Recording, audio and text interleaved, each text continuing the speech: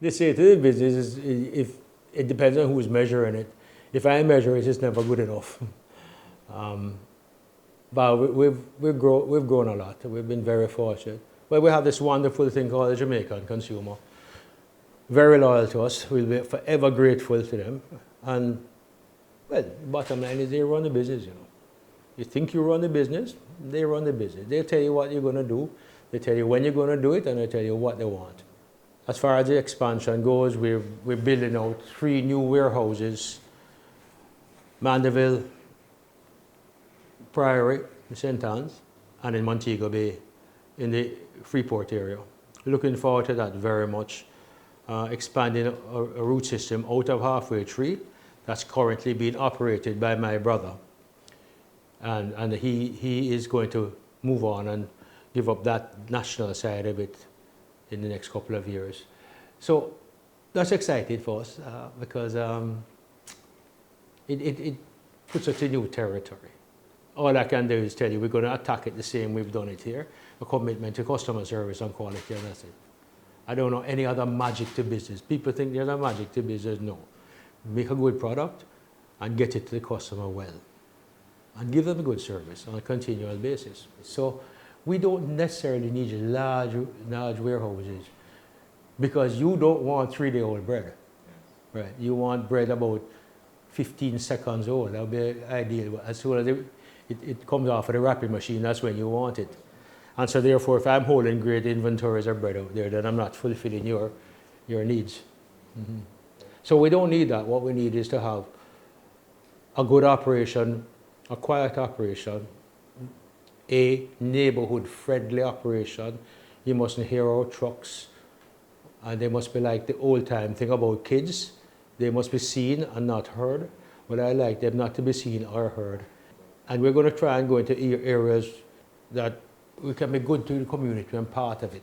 In each of these locations, we want to put, and we have designed it, an early childhood center. We're not trying to put a school there for people to come full time. What we'd like to have is maybe after school, you come there. Maybe on the weekends, you have a nice program going on a Saturday where you can, for 4 hours. You can't have a young child in there for 6 hours, you're going to lose them. We want to do everything on the distribution side that we've learned over the years. We've learned what to do and what not to do. And we're going to keep on trying to raise the bar. So I said we just want somewhere nice, fits in with the neighborhood, looking good, pleasant to look at, pleasant to work there, good for the staff, easy for them to load a truck, little things like that. And that's important. What kind of investments are you looking at to I think when we started talking, it's funny how these things change. I think we started talking 25 million. All of a sudden now I hear 45 to 50 US. Talking, and now I'm getting scared. And what's the timeline you're working with? It's 36 months. Yeah. We started at Mandeville. Honestly, we started wrong. We never spoke to the neighborhood before. And we got flack for that, and we deserved it. But I went up and met with a lot of the folks in Mandeville. I think they understand it, and my commitment is to them is that you're going to be proud of what we do there. We're not going to do anything untoward. We'll do it the right way. The locations will be as green as we can make them, naturally. That's just common sense. We're now currently speaking to our suppliers, our energy suppliers, to see if we go to a total ultra-low diesel fleet. Not because we have to use it in our vehicles, but I think we should. I think we should use it. So we're speaking to them to see if we can come to some agreement. So that we know it's going to cost a little bit more, but if it costs too much more, then it makes that a little bit hard to do. Our current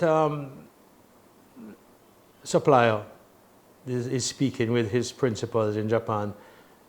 I'm trying to get a hybrid, electric diesel hybrid truck, and they've been super cooperative with us on certain things so far, and I think we might. We're looking at the packaging side of life. All our polyethylene is biodegradable and has been for 7 years. The European Union has a mandate to become totally degradable by 2020, 2025, I believe it is. So we're keeping close tabs on how they are progressing, how the Americans are progressing, how the Asians are progressing with this whole thing, because we intend to be right there. As soon as these substrates, these films come up, we will convert our packaging to that, because we don't intend to follow anybody. We want right there with the lead. I think that's a responsibility we must have as a company, especially with just the amount of packaging that we do. It's not a like to, it's a must do. Our production capacity here is just north of about 1.2 million pounds of flour use on a weekly basis. You can't just say, well, it's so much bread, because you might make the same amount of bread every week. Then at Easter, you're making a disproportionate amount of bun in the same amount of bread. School just got out last week. So this week, it's a disproportionate small amount of crackers and cookies and things like that. So it's never one. But are we maxed out? Yeah, we're getting close to it. Dangerously close to it. It's a nice problem to have, but it's still a problem. Yeah, we definitely have plans. I'm looking at a plant right now, a new plant. And if I did that, it would be in the West. Naturally, why transport everything from Kingston out there? And when you sell to handle that market in the West, you know, St. James, Trelawney, maybe come back to St. Anne's, going around to Hanover, Westmoreland. As the road system is improved, it makes it easier for us. But in any case, it makes all the sense in the world to go into St. James with a plant. Currently, we do not distribute a national brand throughout the island. My brother Kevin, who owns Wholesome and Yummy, he does distribution on the west side of the island. He's given that up in a couple of years, so we will take over, which is why the investment is being made in the thing, because we have to take it over. What he's not doing is stopping from running his brands Wholesome and Yummy. That I can assure you, he has no intention of stopping that business. National, we're taking over the national. Right, but on the brand, it will be a single distribution system, which has its own challenges of growth. Because we have to build it out. The export component of our business is growing, continues to grow. We've had a wonderful reception in the market in London, New York, Toronto. South Florida is growing big time for us. So we've had a good reception in there, in bread. And we're going to have an issue if we keep growing it the way we are. So it's a soon come. We're not going to work on that one. We ship from here. Yeah. We don't manufacture abroad. I don't want to. Why should I? You know, if I can go up and compete, and we can keep ourselves efficient, and we can get up there in an efficient manner. I mean, right now it's kind of tight. You know, if you're looking for profits out of the exports, don't bother. That's a reality. You're not going to get that. What you get is a contribution to your overheads. And in the case of the bun plant, you keep 64 people working all year round. Before bun was seasonal. Now with the additional capacity required for export, we have a 64 people working every day. Where's the future for the companies? Well, we're going to have to look at trends. We did certain things in here before it became sexy. We started reducing sugars long before. When we made our first brand bun, I think we took a third of the sugar out way back then. But I think you must lead on the wheat breads, whole grain breads.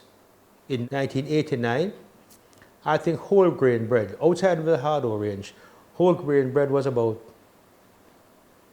maybe 25%. And the white bread was 75%. Today the white bread is probably 15%. And whole grains, bran, whole wheat, whole grains, multigrain is probably 85%.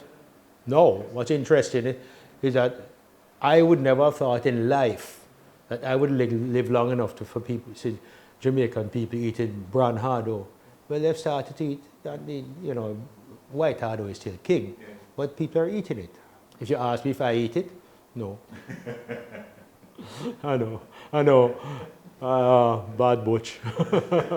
No, I still want my white hair though. Yep.